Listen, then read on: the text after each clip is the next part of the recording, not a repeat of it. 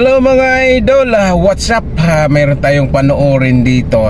Galing ito kay Usapang Banal na ang kanyang pamagat, napakaraming sugatan ngayon sa Israel.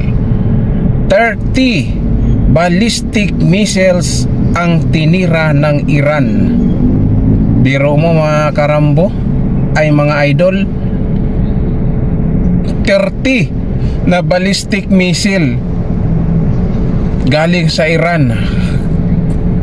Although di naman may nasalo lang, may mga nasalo naman marami, lagi namang balita 10% ang lagi nga pumapasok. Pero okay na kaysa kahit 50% durog ang Israel sa dami nun.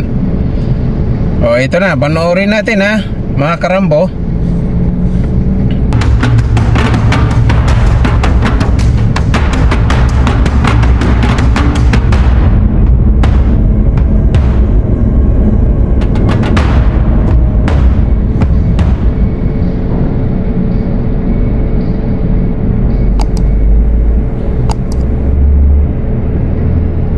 Maligayang pagbabalik mga kaibigan. Kumusta kayong lahat? Ngayon ay June 19, 2025 at magbibigay tayo ng pinakabagong update ngayon tungkol sa nangyari sa Israel at tungkol sa ginawang pag-atake ng Iran sa loob mismo ng bansa na kung saan nagpalipad ito ng 30 ballistic missiles. Ika-6 na araw na digmaan sa pagitan ng Israel at ng Iran. Suklian ng mga pambobomba. Mga fighter jets ng Israel ay ipinakalat sa airspace ng Iran. Mga military bases ng Iran ay pinadapa ng puwersa ng Israel, maging ang mga headquarters nito. At sa pagkakataong ito mga kaibigan, sapul ang Israel. Ayon mismo sa ulat ng The Times of Israel, hindi maliit ang naturang damage na natamo bunsod ng ballistic missile attack ng Iran, kundi talagang heavy damage. Nagtala ito mga kaibigan ng dose-dose ng injuries. Kinukumpirma pa ng gobyerno ng Pilipinas kung meron bang mga Pilipino na nadamay sa pag-atake ng Iran. And by the way mga kaibigan, gagamitin ko na rin ang pagkakataong ito. Baka naman maraming mga Filipino na nanonood ngayon dito sa video ito dyan sa Israel. Sana naman po ay walang mga Filipino na nadamay. At mga kaibigan, kung ikaw ay nasa Israel ngayon, mag-ingat po kayo, dalangin po namin ang inyong kaligtasan. Sumangguni po sa ating mga embahada, maging ang protokol ng gobyerno ng Israel ay sundin para sa kaligtasan. Back to the topic mga kaibigan, ayon pa rin sa ulat ng The Times of Israel, base na rin sa pag-amin ng Iran, ang kanila raw talagang target ay ang adjacent military intelligence facility ng Israel. Pero taliwas ito mga kaibigan sa sinasabi ng IDF, sapagkat ayon sa IDF mga kaibigan, sa naturang lugar wala naman daw Israeli military facilities. Ang nandoon ay ang Beershebas Soroka Hospital at hindi nga ito pinaligtas, talagang tinamaan ito mga kaibigan. Ayon sa IDF, ang sinasabi ng Iran na adjacent military intelligence facility ng Israel ay napakalayo pa raw sa naturang hospital. Kakapasok lang ng balita mga kaibigan, sinabi ko kanina, dalawa ang serious ang nagtamo ng injury. Pero ngayon mga kaibigan, anim na. Inamin ng Israel mga kaibigan na ang naturang pag-atake ng Iran ay talagang direct hit at hindi ito na-intercept ng mga interceptors ng Israel. Ayon pa rin sa ulat ng The Times of Israel na maliban mga kaibigan sa Southern Hospital, ito ngayong Soroka Medical Hospital, narinig pa ang ilang mga pagsabog sa Central City. Ito ay nasa Holon at sa Ramat Gan. Nagtala ito mga kaibigan ng dose-dose ng sugatan. Ayon sa Israel mga kaibigan, merong isang lalaki na 80 years old at dalawang babae na nasa mga 70 ang edad, kasama sa 6 people na seriously hurt. Meron ding 42 katao mga kaibigan ang nagtamo ng light injuries, bunsod ng shockwaves at shrapnel na tumama sa lugar na ito.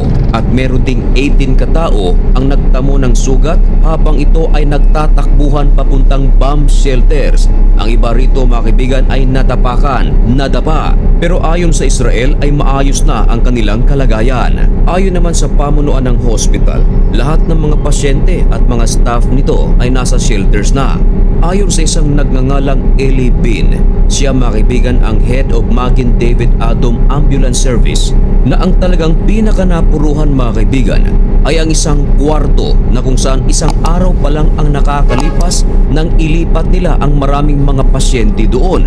Laking pasasalamat ni Eli Bean dahil kung hindi nila inilipat noong nakaraang araw ang maraming pasyente, baka raw maraming mga nasawi. Dahil dito, napakaraming buhay ang nailigtas.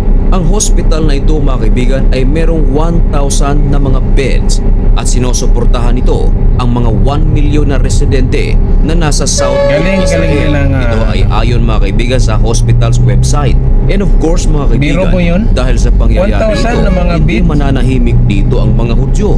Kaya ayon mga kaibigan sa ulat ng The Times of Israel, na yun, kung mayroong mga 200 pasyente, kung hindi pinalikas yun, hindi nilikas, Benjamin Netanyahu, well, exact full price malamang sa malamang. Ayon pa rin sa ulat ng The Times of Israel, tila nagbago naman ang pahayag ang Iran sapagat kani-kanina lang mga kaibigan ay sinabi nito na hindi raw nila tinatarget ang hospital, kundi isang military facilities. Pero ayon sa Israel mga kaibigan, sinabi ng Iran na ang eksaktong Soroka Hospital ay ginagamit daw ng IDF bilang military facility, na magkaiba ito sa naunang pahayag sapagat ang naunang pahayag mga kaibigan, tinarget nila ang isang military facility ng Israel na malapit sa hospital. Ngayon, sinasabi ng Iran mga kaibigan na ang Soroka Hospital ay ang military facility. Ayon sa IDF, isa raw itong kasinungalingan. Ngayon mga kaibigan, ay pinulong na ni Benjamin Netanyahu ang ibang mga Air Force at inihahanda na rin daw ang ilan sa kanilang mga fighter jets. Nako, matinding gulo ito mga kaibigan. Ano kaya ang gagawin ng Israeli Air Force? Isa yan mga kaibigan sa ating aabangan. By the way mga kaibigan, sa kabilang dako, nagkausap sa telepono si Prime Minister Benjamin Netanyahu at ang presidente ng Amerika na si Donald Trump. Ayon kay President Donald Trump ay handang-handa na raw ang puwersa ng Amerika upang umatake sa Iran. Pero meron pa silang isinasaalang-alang. Nako, ano kaya ito? Samantala mga kaibigan, ang Israeli Air Force ay kasalukuyan ngayon na nagmamatyag sa kanilang airspace at chinecheck rin nila mga kaibigan ang kanilang mga air defense system. Of course, hindi mawawala sa usapin ang air defense system ng Israel kung bakit marami sa mga ballistic missiles ng Iran ang nakapasok sa kanilang lugar. At ang mga susunod na update mga kaibigan ay isa sa ating mga tututukan. Kaya kung nais mong maging updated at kung bago ka lang sa channel na ito, baka naman pwedeng makahingi ng kaunting pabor, isubscribe mo na ang channel na ito. At sa lahat ng aking mga kababayan, ano ang masasabi niyo mga karambo?